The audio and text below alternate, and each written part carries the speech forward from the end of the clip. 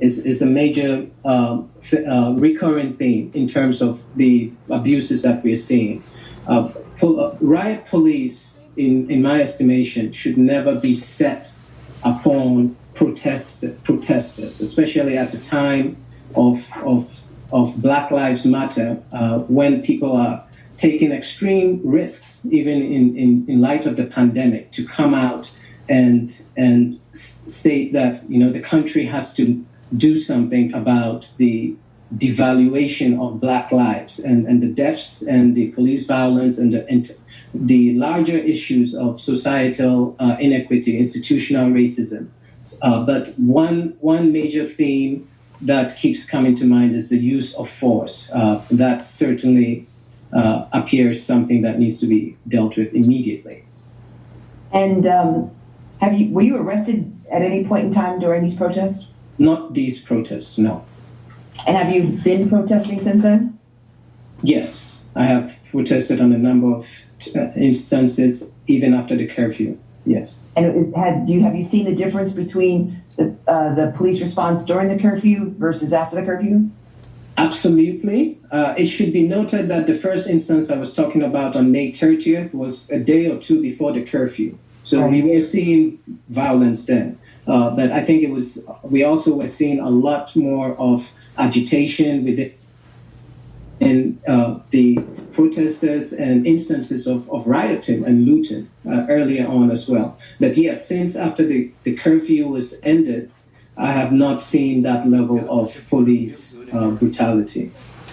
If you could please submit those videos, that would be greatly appreciated. You can submit them to ag.ny.gov/NYPD-protests-response. That's ag.ny.gov/NYPD-protest-response. Thank you, sir. Thank you very much, Attorney General. Thank you. I'd like to call on our next witness, Lori Hildebrandt, who's joining us by phone.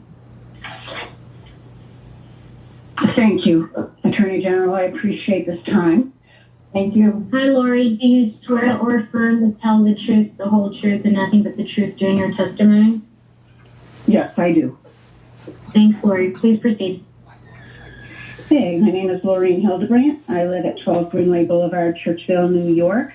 On Saturday, June 13th, 2020, I was in Hilton, New York, an upstate nearby suburb, and I was at the Arlington restaurant with a friend having lunch. Around, I would say, 3 o'clock, during the time we were there, we did witness a group of peaceful protesters marching in the street, coming from the west into the main street area of Hilton, and they were carrying signs, and they were marching, and there was a small drum band, and they were playing music, and they were singing a little bit. Very peaceful, very friendly.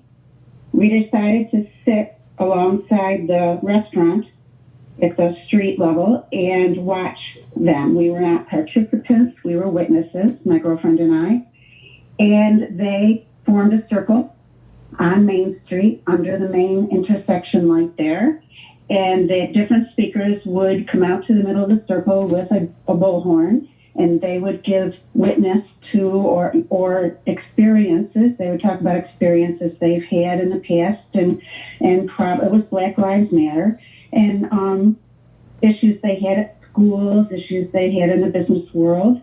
Very friendly, and then the little band would play, and they would be singing a song, and then another person would come out in the middle of the group, and they would give their experience, their story. And during this time, at different times, there were cars or pickup trucks that would come up to the intersection and beep, and they were irritated, and people would be yelling out their windows that they should move and get out of the way. And these people had an opportunity to turn around and go another way. There were several other options. They did not have to sit there. They did not have to cause trouble. Pretty much most of them, they were nasty, but they did turn around and they did leave the area.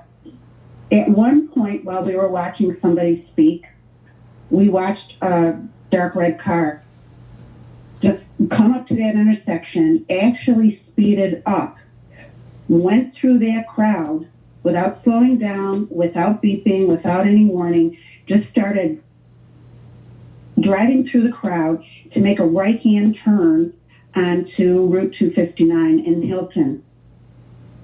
There were people screaming. There were protesters trying to get out of the way. There were protesters actually trying to reach out and stop the car. What we found out afterwards was that there was a young woman hurt during that event. And a little while later, we saw an ambulance come, so somebody did call an ambulance. Not long after that, 2 Monroe County sheriffs did show up to the scene. They did not harass anyone. One car parked a little farther down west of the area they were protesting in. The other car parked a little farther east of the area they were protesting in and prevented any other cars from entering the area or getting close to the intersection while the protest was going on. At no time did I see any violence in this protest unless somebody started it. You know, there were some people answering to the people that were yelling at them from the cars. One man got out of his vehicle and went over to them and was swearing at them, and there were some verbal responses from the protesters, but at no time did any protesters start a problem or try to exacerbate the problem, and the police were peaceful, and the police were actually out there protecting them. I saw no harassment and no violence from them. Thank you, Ms. Hildebrandt. It's my understanding that the Monroe County Police Department put out a statement in regards to this incident, and basically their statement concluded that this individual in the red car was confused and he basically brushed up against some protesters. Was that your account of what happened? I didn't see confusion. We actually witnessed him speeding up as he got. You could see these protesters. They were in a big circle right in the main street under a light. You could see them from a distance. And it got to where we could see cars coming and turning around and going the other way. There were probably 3 different ways they could go to get out of the way. This person sped up. It was obvious. And we were all in such shock to see this happen. I'd seen it on TV at other protests, but I just didn't think I'd witnessed something like this. And he just went right through that crowd. And people were screaming, stop, and people were reaching out towards his car, thinking they were probably going to slow him down or stop him. What I have heard since was that he was not going to be prosecuted because he said people jumped on his car. That is untrue. I sat right there and watched it. That is untrue. Well, Go ahead. Nobody harassed this man. They just basically were trying, some were trying to get out of the way, and yes, his car touched them. And some were reaching out with their hands like, oh my God, stop. But nobody jumped on this car. Nobody harassed this man. It's also my understanding that the Monroe sheriff, they released a new statement, an updated statement, that indicated that if anyone had information to call them. But the bottom line is that this incident, which resulted in the injury of a young woman, needs to be investigated. And so we will reach out to Monroe County Sheriff's Department and see if we can get any further information. But I thank you for your testimony. We've heard from several of several residents in that community who have reported this incident, and we're going to look into it further. Oh, I appreciate it, that Attorney General, and I would be willing to talk to the police officers if they need that too. Yeah, so apparently there's a statement out online somewhere which indicated that they updated their statement, and if they're asking for witnesses to come forward. So I would urge you to reach out to Monroe County Sheriff's Department, and we will do the same. Oh, I will do that. Thank you so much for your time. You're welcome, ma'am. You take care. You take care too. Bye-bye. You're tuned to listener-sponsored WBAI New York. You're listening to New York Attorney General Tish James's hearings into police interaction with the public during recent protests. Witnesses, elected officials, and community group members are testifying, and then they are questioned by the Attorney General and special advisors. Loretta Lynch, a former U.S. Attorney General, and Barry Friedman, who is the founder and faculty director of Policing Project at NYU Law. Again, this is WBAI New York. Please support this kind of programming, special programming we can bring you because we're listener-sponsored and we're non-commercial. Please support WBAI. Pledge any amount you can. 516-620-3602. Give to WBAI.org is our website. Please become a supporting member for a full year, $25 or $35, or make a contribution to support listener-sponsored WBAI New York. Again, 516-620-3602. We now return to New York Attorney General Tish James's hearings into police interaction with the public during recent protests in New York City. The officers seemed to be taking an aggressive stance. When I approached the intersection, I saw a man walking towards the group of officers. The man appeared to be trying to talk to the officers and did not act in an aggressive manner. Suddenly, a police officer then maced this man in the face, and another officer proceeded to pull him violently to the ground and arrest him. I did catch video footage of this arrest. There were upwards of maybe 10 officers standing around this one man, all with their batons at the ready, blocking people from getting any closer. All of the onlookers were upset and asking why he was being arrested and confused as to how his behavior could possibly prompt him getting maced. As the police started to drive away and prepared to drive away, I asked an officer directly why they arrested the man, and he responded that they begged him to move, but that he refused. And this was actually the first time the police responded to the question of why he was being arrested. Other people were chanting, "Why is he being arrested?" Why, that question. And they responded when I, a white woman, asked them for an answer. They left his bike on the sidewalk and drove off. So I just don't understand how someone approaching officers in a completely unthreatening way at a peaceful protest ended up being maced. And this is just once again an incident of officers using excessive force against an unarmed Black man in our community. And on top of this, I've seen many police officers, including some in this group of officers, at these protests not wearing masks. And this is nothing new. I've noticed officers without masks around our communities throughout the pandemic. There's a COVID testing center right near me, and I've seen officers outside the COVID testing center without masks. And that to me is just another sign that they don't care about the health and safety of our communities, which is counter to what they stand for. Thank you, Ms. Waller. So what precipitated this gentleman getting arrested? Do you have any idea? I really don't know. When I asked the officers directly, they responded that they asked him to move. This is it's on my video, a quote. You can kind of make it out in the video. They asked him to move. They begged him and he refused. But what I saw was just a man approaching officers in a non-threatening way, talking. I couldn't hear what he was saying. But yeah, I mean, there were protesters throughout in the street, so I don't know why he was singled out and arrested. And everyone was walking, correct?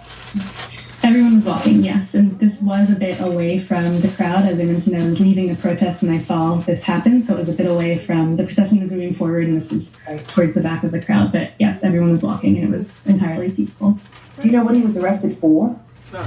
I really don't. That was the answer I got, is that we asked him to move. We quote begged him and he refused. And that was it. And then they drove off. Were there any other incidents during that protest or any other protests that were alarming to you? I didn't see any during this protest, and the protest I attended a week, or that Saturday after this incident, so that would have been June 6th, the officers were standing back more. It was a protest that made its way from Grand Army Plaza to Borough Hall, but still, there was the lack of masks, which just seemed, Did you see any officer wearing a mask? I did. There are some officers wearing masks, but it was definitely not uniform. It was kind of seemed if you wanted to wear a mask, you could wear a mask, but there were plenty of officers not wearing masks or wearing masks around their neck, which defeats the purpose of wearing a mask. Those who were wearing the mask were in the minority. Would that be fair to say? I would say that'd be fair to say. I'd say especially at that Saturday protest. Sorry. On June 4th, was there a curfew in effect? There was a curfew in effect. This was just after 8 p.m. The timestamp on the video I recorded is 8:13 p.m. Did any of the officers seek to enforce the curfew, as far as you know? I didn't see that happen. I'm not sure if this arrest was related to the curfew or not, but the curfew had just, it was shortly after that 8 p.m. curfew hit. How has been your experience thus far in regards to your participation in protests? I will say it was mixed. It started off, the first protest I attended, which was the date of that, I think Saturday, May 30th or something. I was kind of away from the crowd, so I didn't see police interacting with the protesters at that particular protest. And this Thursday protest, it seemed like they were taking a much more aggressive stance, more heavy gear, batons at the ready. I will say the Saturday, June 6th protest, they were standing back a bit more. So it seems like there was a bit of a shift, but. And do you have any recommendations with respect to reform? What are your thoughts? I definitely think we should be defunding the police. I think we should be funding our social services and communities instead. That, to me, seems like a much better way to ensure the health and safety of our communities and to make actual lasting change rather than over-policing our communities and sending more of our community members to prison for, no reason. Have you been arrested during any of these protests? I have not. Okay. And were most of the protesters wearing masks? Yes, vast majority of protesters were wearing masks. And most of the protests that you've been involved in have been peaceful, correct? Yes. Ms. Wallach, I really want to thank you for your testimony. Thank you so much. I really appreciate it. Thank you. With a lot of information. Thank you for your time. Thank you for your time.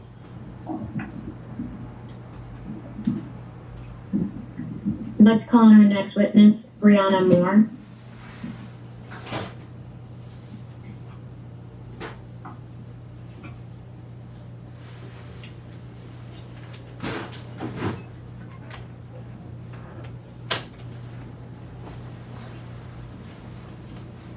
Please make sure your audio and video are turned on.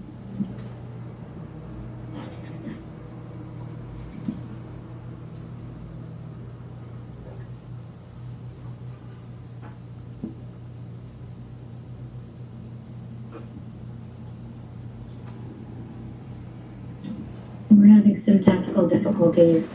We're going to move on to Luella Tony Lewis.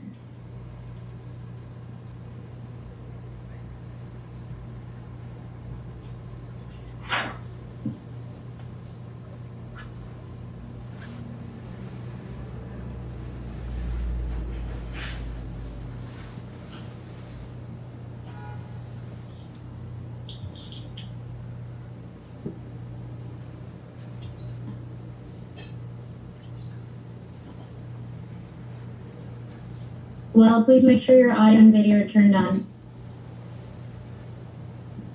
They're on. Can you hear me? Oh, yes. There's a little bit of a lag. Hi. Do you swear or affirm to tell the truth, the whole truth, and nothing but the truth during your testimony today? I do. Thank you. Please proceed. Thank you. Thank you all, and thank you so much, Attorney General James, for your lifelong commitment, your leadership in this city, in this borough, in this nation. It's very appreciated. My pleasure. As a Black woman, Brooklyn resident, licensed physician, wellness provider, labor leader, and human being on this earth at this moment in our history, I am angered and appalled at the police general public interactions during the recent protests. Thank you so much for providing this opportunity for truth and testimony. Having spent the last several weeks with my community in Bed-Stuy tending to the unjust and equitable response to the pandemic, I am in full support of our community protesting and speaking out on the ways that racism has historically and continued to grip our beloved city. I fully support the fire in folks that required that they take to the streets to save lives. As you know, George Floyd survived COVID to die by racist practices, and Breonna Taylor was a healthcare hero who died due to racism. We have the video of several in our neighborhoods being harassed and treated violently by police prior to the protests, while other neighborhoods received compassion and assistance. Kudos to those who stood up for all of us. Kudos to all of the organizers who provided the best practices available to them to ensure safe movements and recommended practices during this pandemic. The violent actions of the police towards the peaceful protest has caused ripples of physical, mental, spiritual, and economic trauma in our community. Whether out on streets, watching via TV, or listening to the helicopters, we are all affected. The intent to terrorize New Yorkers was clear to those around the globe, including colleagues and friends overseas who, despite knowing the egregious conditions of some around the world, expressed to many of us their concern for those of us in New York. Additionally, the techniques used by the NYPD increased the risk of spread for COVID-19. The kettling, the use of respiratory irritants, and detaining folks for multiple hours were not in the public interest and placed our communities at continued risk. I'm speaking up for those that called me and my colleagues to tend to wounds from batons, scars from being shoved, and anxiety from being hunted. I'm also speaking up for those who have multiple sleepless nights wondering about the elders, pregnant mothers, and others who they worry about as they got caught up in these acts. And for all of the essential workers that were harassed trying to get home to rest only to be met by aggressive NYPD. Shameful. We require truth and reparation at this time. As we prepare for whatever hits next, we will surely not be at our best with these deep, deep wounds. Accountability is required at all of those who assisted in this foulness. Reparation and investment is required for our communities to heal and thrive moving forward. Dr. Lewis, what change would you like to see? So I would like to see that we divest from the practices and people that harm us, and that we invest in our dopeness. I'm from Brooklyn, so I have to say in our awesomeness, very specifically. And what that looks like is, I completely support the defund the police. There's a lot of things we could do with that $1 billion. I think, first of all, if we use a trauma stewardship framework that actually recognizes that there are many people that can address our mental, physical, and spiritual wounds, including our healers, our body workers, our artists, our community members, that we take some of that billion, if not all of that billion, and invest there, including our small business owners. I think we should reinstate and maybe expand the Summer Youth Employment Program and maybe marry that up with the healers that are addressing our trauma. And we should use a framework where we're not all about our trauma, we are about our dopeness. So Sean Ginwright has this great framework that says we should move from trauma-informed to healing, and I'll just say dopeness-centered practices. We have a lot of folks doing that work, but I think just that basic of kind of divesting from what hurts us and investing in our dopeness, including the essential workers who have been grinding from the beginning, that's a start. And yes, labor, of course. And I know you have spoken to a number of individuals in Bedford-Stuyvesant and beyond regarding police practices. What are your thoughts on police practices, including but not limited to the allegations of militarism? So I was listening to the testimony before, and I am so, absolutely concerned and have seen the wounds, via telemedicine that people have. But what I'd like to speak to is how that affects so many folks in the community. I've heard so many times people say they're trying to kill us. So there are many people that are not being counted that have decided to stay at home and are locked in their bedrooms and are not moving because of this militarization and terrorizing. So I agree with the folks who testified before this, that we don't need that riot gear, the militarization, on our beautiful people that are here. And it's causing harm beyond the ripples that people see physically. And what advice do you give to the many witnesses who have come before us who are suffering from trauma? A couple of things. I think, first of all, you are not alone. You are not alone. There are millions of you out here who are suffering with you. I say reach out to anybody if you need help and just say hi. We appreciate your work, but definitely reach out. And if that's your friend, your neighbor, if that's one of the NYC Well hotlines, if that's one of the many resources online for, queer and trans therapists of color, there are multiple places to reach, but I would say call, and you are worthy of joy and liberation and just being well. And thank you. Thank you, Dr. Lewis, for your testimony and for your My pleasure. Thank you so much for your time. And take care of yourself, please. Please hydrate there over there. Thank you all. Thank you. I would like to try Brianna Moore one more time. Okay. Brianna, are you with us?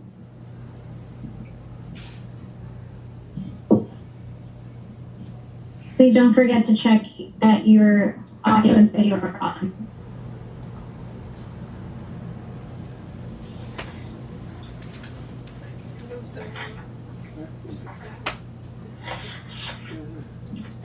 Okay, seems like she is not, unfortunately. So I'd like to call on the next witness, Yamil Miller.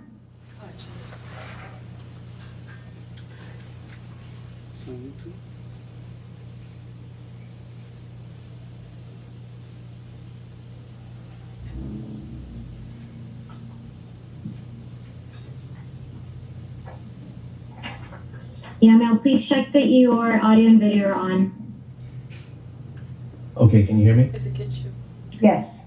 Yes. Thank you. Yamil, do you swear or affirm to tell the truth, the whole truth, and nothing but the truth during your testimony today? Yes, ma'am. Thank you. Please proceed. Okay, thank you. I just want to say peace and power to the viewers, and a special peace and power to you, A.G. James, for your commitment to the groundwork. We recognize it and we know you're here. Submitting herein is my testimony, which is reinforced by my professional knowledge, visual observations, and my personal involvement in speaking out against the actions of the NYPD concerning my cousin, who is a minor, Jamel Leach, where he was brutalized and exploited by multiple officers of the 52nd Precinct in the Bronx, which occurred on June 1st and between June 1st and June 2nd. I, Yamil Miller, temporary guardian of Jamel Leach and public servant of 19 years of both city and state in investigations in law enforcement, speak out on his behalf. Our family denounced the acts of violence and destruction in our society. However, we criticize the violating conduct of public officers who took an oath and was seen on video assaulting Jamel and using force that is clearly excessive, which warrants a major concern for the safety of the public.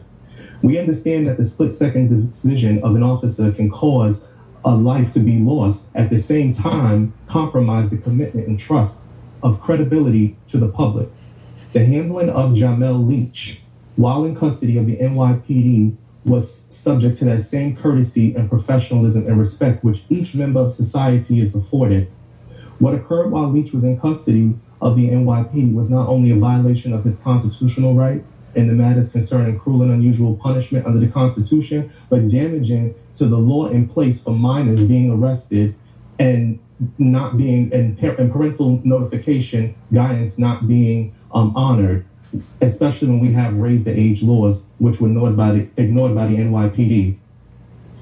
For the NYPD officer to believe it was acceptable to brutalize this teenager and exploit his body by transporting him unclothed from the hospital to the precinct, then releasing him in the same manner unclothed to his parent, was found to be deplorable and inhumane. Across the state, Attorney General, we have unrest because of conduct like this by our public officers. While being transported, he was surrounded by multiple police officers with no face covering, making him susceptible to COVID-19 exposure. The officer stated to me, Jamel was so tall, I thought he was an adult when I took him down. And he also acknowledged that he tased them in the face. This kind of conduct happened to not only minors, but to peaceful protesters and protesters that were outside, involved or not involved in any kind of protest. I testify that I witnessed his handling and his release by the NYPD, which was inhumane. I testify and certify that if a parent engaged in such violations against a minor, they would be arrested under our current laws. And collectively, as citizens in society and government, we must uphold the Constitution and continue to fight for fair and equitable justice for all people, especially those that cannot defend themselves. Mr. Miller, why was Mr. Leach arrested? The police department stated that they had allegedly observed him involved in an arson act. Okay. And so as a result of his arrest, first of all, how old was Mr. Leach? 16. Tell me exactly what happened during his arrest. When the police arrived to him, and it was seen on video, it did go viral. When the police arrived to the area of Jerome and Fordham, you can see where the police jumped out of the car, charged at him. When Jamel looked up, he was immediately tased to his face with the taser. At that moment, he didn't have an opportunity to talk, identify, say anything. This is just the contact that the police had with him immediately when they arrived. And you indicated in your testimony that his clothes were removed